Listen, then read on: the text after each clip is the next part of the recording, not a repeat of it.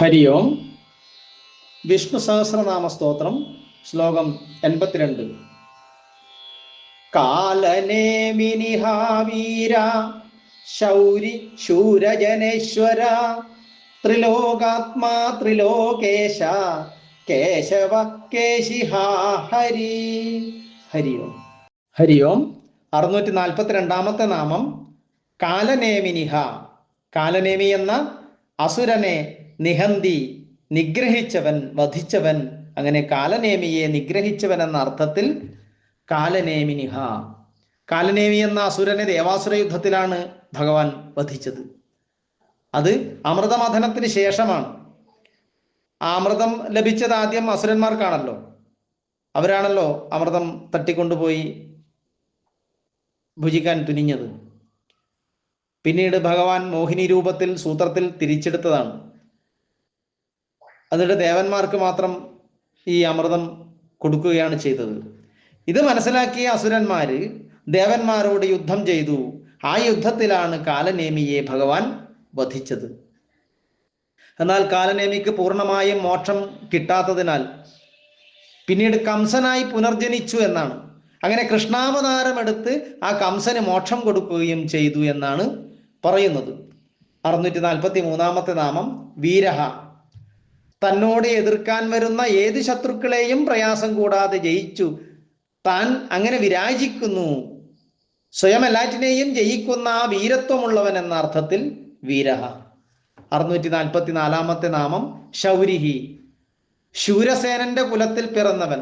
അല്ലെ, ശൂരസേനന്റെ കുലത്തിലാണ് വസുദേവര്. വസുദേവരുടെ മകനാണ് ശ്രീകൃഷ്ണൻ. അങ്ങനെ ശൂരസേനന്റെ കുലത്തിൽ പിറന്നതുകൊണ്ട് ശൗരി എന്ന് പറയുന്നു.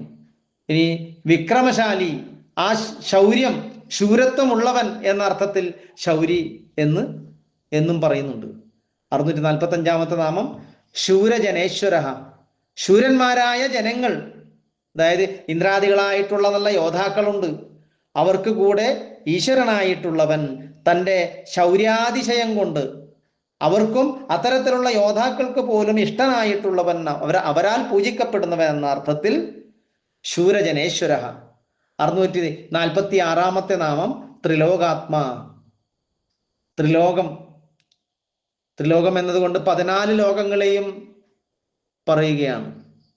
അങ്ങനെ ആ 14 ലോകങ്ങളിലുമുള്ള എല്ലാ ജീവജാലങ്ങളുടെയും ഉള്ളിൽ അന്തര്യാമിയായിട്ട് ചൈതന്യം കൊടുക്കുന്ന ഭഗവാൻ എന്ന അർത്ഥത്തിലാണ് ത്രിലോകാത്മാ. 647 നാമം ത്രിലോകേശ. ഉള്ളിലിരുന്ന് അന്തര്യാമിയായി ചൈതന്യം കൊടുക്കുന്ന അതേ ഭഗവാൻ തന്നെയാണ് പുറത്തു നിന്ന് അവരെ നിയന്ത്രിക്കുന്നത്. അങ്ങനെ ഈ ത്രിലോകങ്ങൾക്കും ഈശനായിട്ടുള്ളവൻ, ത്രൈലോക്യത്തെ സ്വേച്ഛ പോലെ കൊണ്ടു നടക്കുവാൻ കഴിവുള്ളവൻ എന്ന അർത്ഥത്തിൽ ത്രിലോകേശ.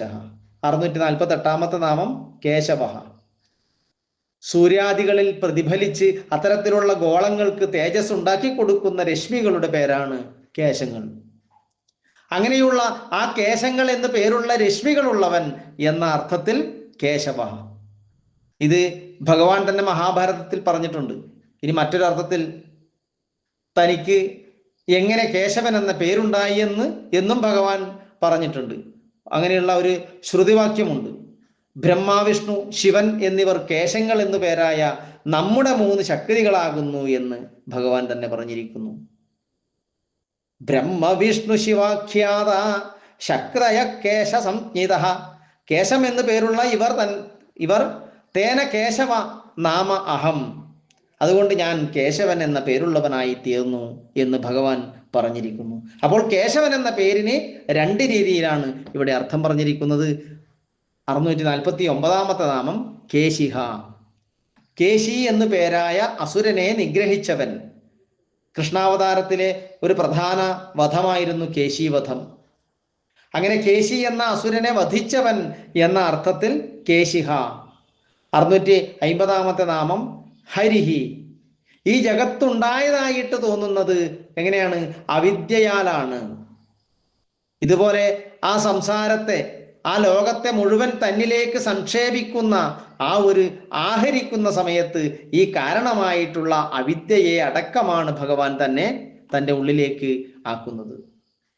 അങ്ങനെ സംസാരത്തെ മാത്രമല്ല അതിന് കാരണമായ അവിദ്യയെയും തന്നിലേക്ക് ആഹരിക്കുന്നവൻ എന്ന അർത്ഥത്തിൽ ഹരിഹി. ഹരിയോ.